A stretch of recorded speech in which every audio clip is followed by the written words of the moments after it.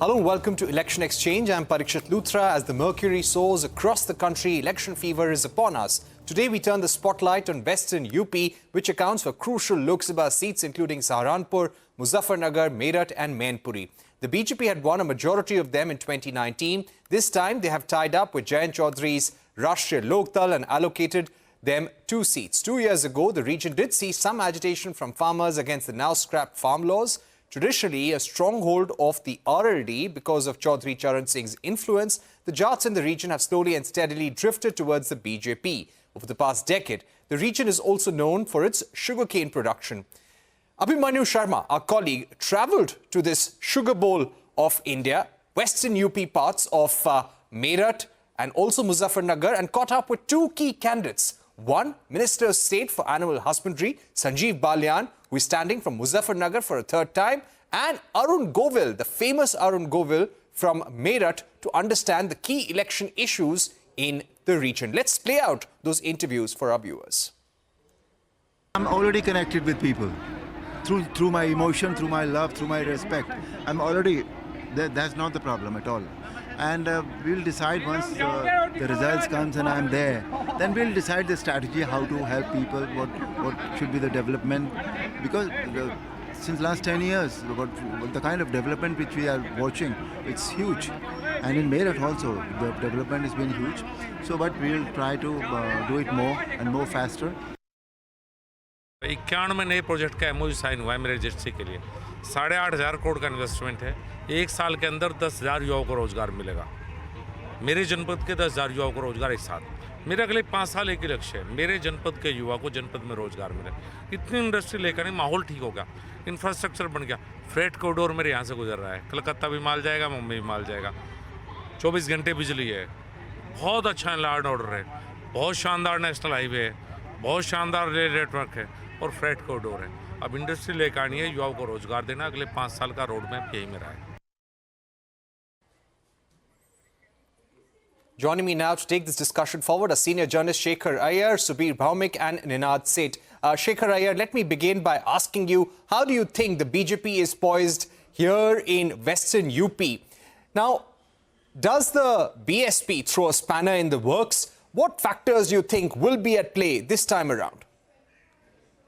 Well, Parikshit, the most important factor in this election this time is the fact that the BJP and the RLD have entered into an alliance, which means the core supporters of RLD, as well as a major chunk of BJP support in this region, particularly the Jat voters, are not confused today.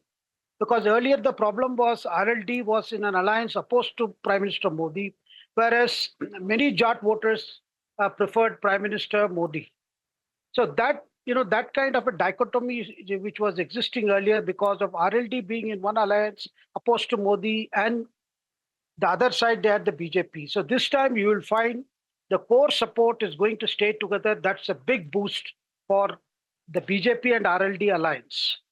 Now, as well as the fact that the BJP chose to give Bharat Ratna to Chaudhary Charan Singh and to give a lot of honor to that legacy, which has a big emotional impact in this region.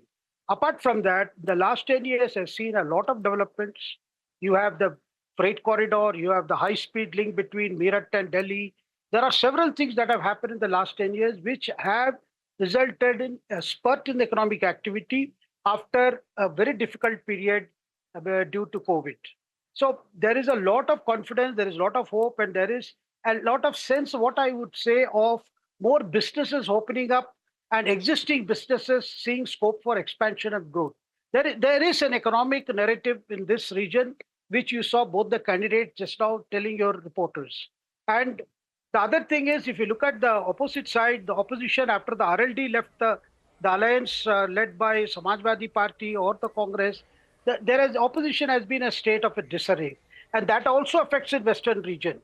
And you have seen that the Congress particularly has not made much of an impact in this region, and BSP, for all you know, has been little rather laid back in its approach, though Mayawati has of late said that they are going to put up candidate, they are contesting. But Mayawati has chosen to go it alone, which means she does not want her party's vote to get transferred to any other party. So that's the scenario where the advantage is for BJP and its alliance with RLD. All right, so you're saying it's advantage BJP in this election. Ninad Seth, when it comes to the farmer protests, over the last few months, we have been seeing farmers demanding guaranteed MSP, loan waivers as well. How do you think those protests are going to spill over to the election mood in Western UP, according to you? I think farmer distress is a real thing, but politically and especially electorally, I do not think it's going to translate on the ground. Look, you mentioned Muzaffarpur and Meerut. Both of them are now virtually, because of the road and rail links, they are virtually suburbs of Delhi. I mean, if you take the Meerut route, you are in Meerut in 1.5 hours. So that is a transformational story of economic development. Politically, also, one must not forget that Narendra Modi is front and center in this election. His personal appeal with the voter is the biggest thing going, because when you realize that this is the third term and there is very little anti-incumbency going by the polls, it appears to me that this is going to be an electoral tsunami in the Western Uttar Pradesh. There are also two other things. BSP its legacy is now up for, she is not going to be able to save her vote bank. I think the Jatav vote is up for grabs, and I think BJP knows it. So, after the alliance with, the Jat vote, the whole opposition virtually does not exist on the ground. So this is one election where you can very safely say that it's game over as far as electoral prospects are concerned, and economic factors are huge in this. I will go ahead and make a little bit of a crystal ball gazing and say that perhaps in the next term India will take a firm stand and allow sugar exports. Thereby. For the last 50 years, we've been talking about being the sugar basket of the world, like this. So I think that angle, which is not, it's not an electoral angle right now, but it's going to be very huge. That is the hope. This is an election of aspirations. Right. Subir Bhaumik, the BJP is speaking about the infrastructure development, about 9,500 crore worth of projects that have been approved for Muzaffarnagar alone, Western UP alone. Do you think all this will augur well with the voters on the ground? They will choose infrastructure development, better railway and road linkages, better industrial conditions, more employment opportunities and employment potential over anything else? Well, I'm not really an UP expert. I'm an expert of Eastern India and based in Calcutta. But you know what? At the end of the day, as my previous panelist rightly said, this is an election of aspirations. I will say this is an election of projected aspiration. The BJP is playing on Indian desire, especially the desire of the Gen Next, the younger people, to grow, to sort of catch up with the rest of the world, to do better than most others. This is definite. And this is not just a middle class phenomenon. This is definitely the preponderating sort of feature of what I call the mobile Indian middle class. Now, for instance, in Bengal, people don't have jobs here because of the ruin that the economy has faced, very little industrial investment. So where are Bengalis going?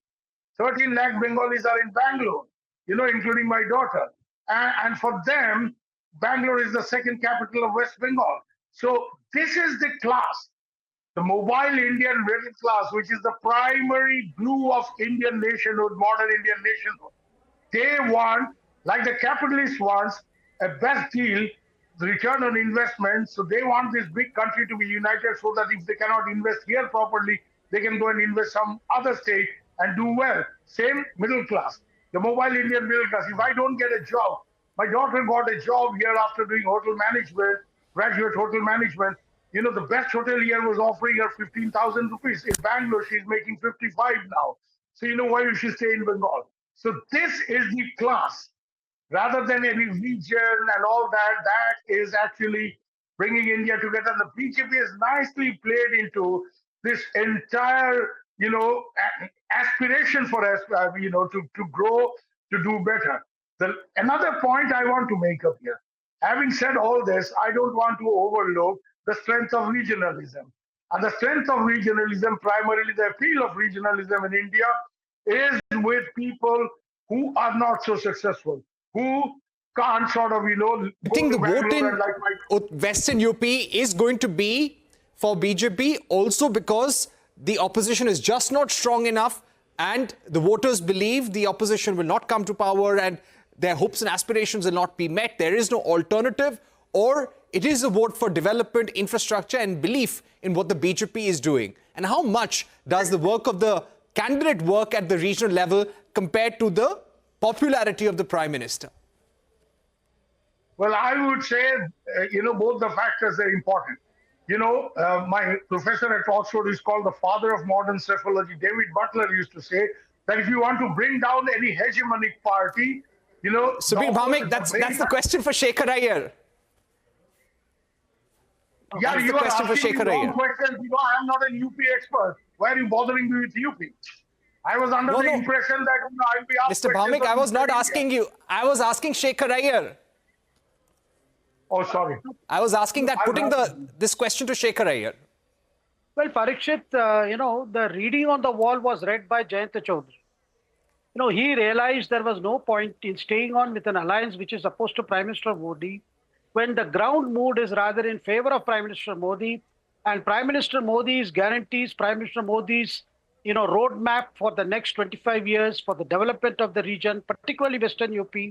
And they are also seeing a lot of developments happening under the Chief Minister Adityanath Yogi. So when the overwhelming mood is for development and for, as has been said earlier here, for the aspiration. Now, somehow opposition has missed the bus in terms of projecting these aspirations. They have been rather focusing on the personality of Prime Minister. But on the ground, when people have seen the projects that have taken off, what is in store, and by nature in Western UP, the mood is more in favor of small businesses, entrepreneurs making use of the opportunity that comes along.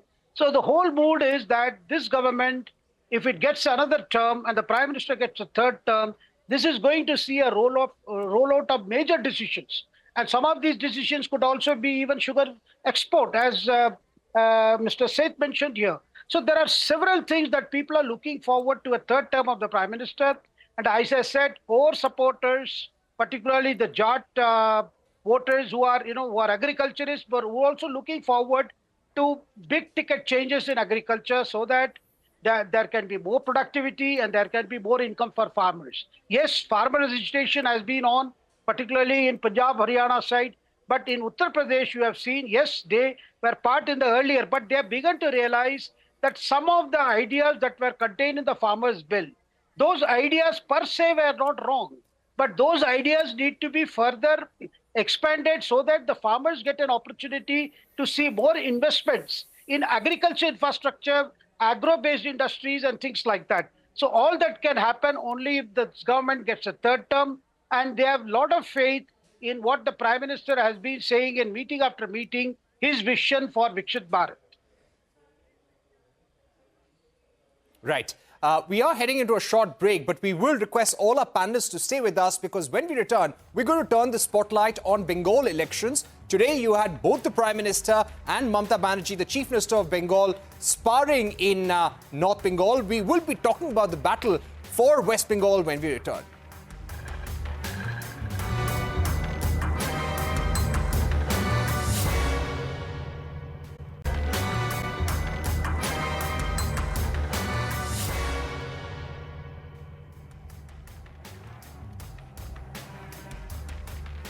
Welcome back. You're watching Election Exchange. 3 constituencies in North Bengal go to polls in the first phase of the elections. These are Jalpaiguri, Cooch Behar and Alipurduar. All the 3 seats went to the BJP in 2019. While the BJP retained their Jalpaiguri and Cooch Behar, they have replaced sitting MP John Barla in Alipurduar. North Bengal turned out to be a major success story for the BJP in the last Lok Sabha elections. The party won 7 out of the 8 seats.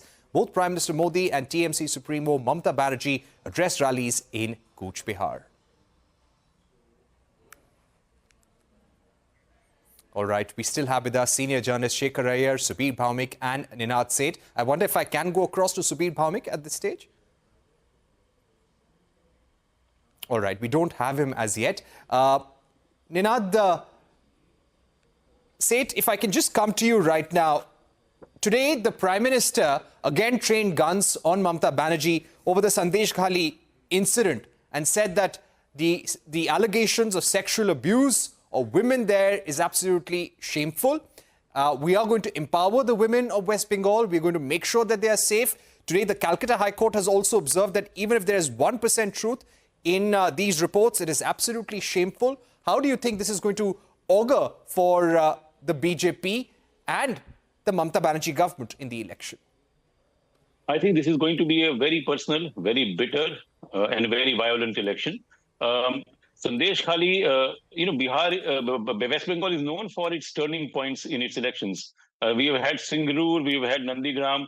To me, it appears that, she, although she has cultivated, Mamata Banerjee has cultivated the woman vote very, very, very closely.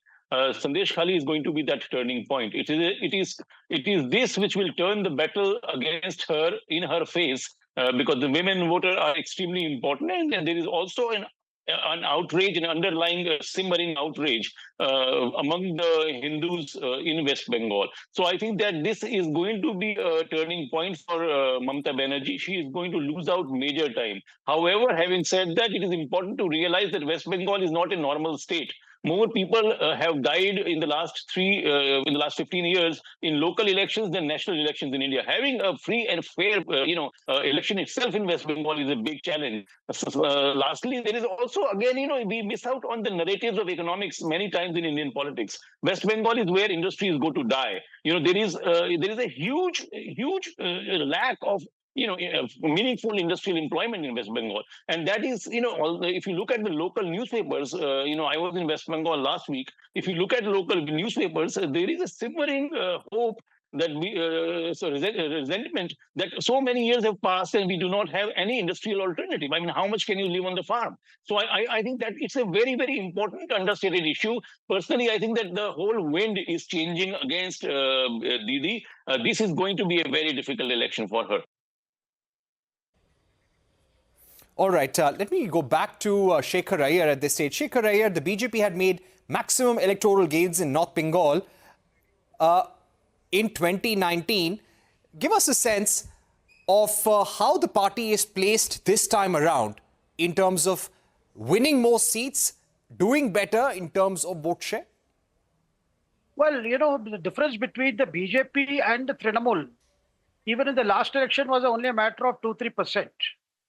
But the whole problem in West Bengal has been the creating an atmosphere where people can fearlessly go and vote. This time, what has happened is there are 2-3 things. People have seen the extent of corruption that has gripped the Trinamool Congress leadership down the line. And also incidents like Sandesh Khali, which has come as a huge shocker to the people of India and more to the people of Bengal, where they always thought Mamata stood for Ma Mati Manush, meaning she stood for the women folk, she stood for the poorest of the poor people and for the Bengal land, for the development of land. But they have been disappointed all around.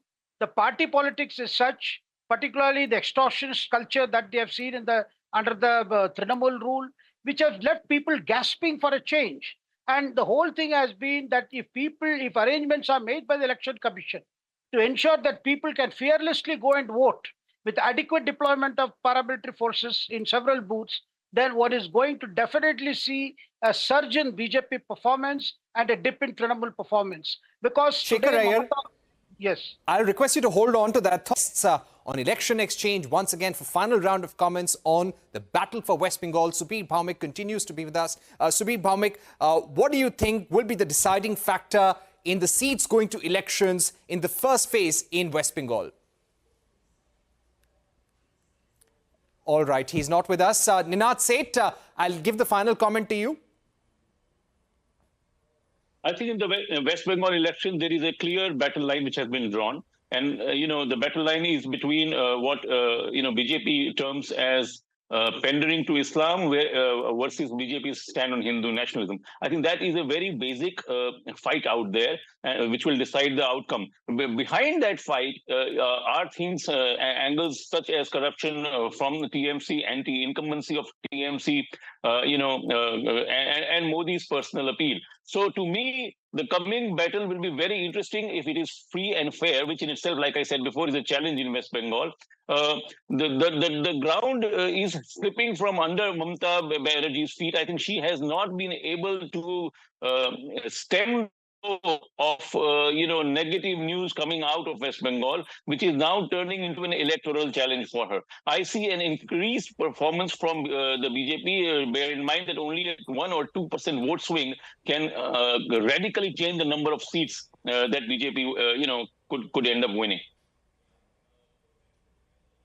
All right. Ninad Seth, thank you very much for joining us. I'd also like to thank Shekhar Iyer for joining us on the program. We leave it there for the moment. We'll keep an eye out for elections. Remember, 19th of April is the first date of polling. That's when the elections 2024 kicks off. That's all we have time for on this edition of News Centre. Thank you for watching. Goodbye.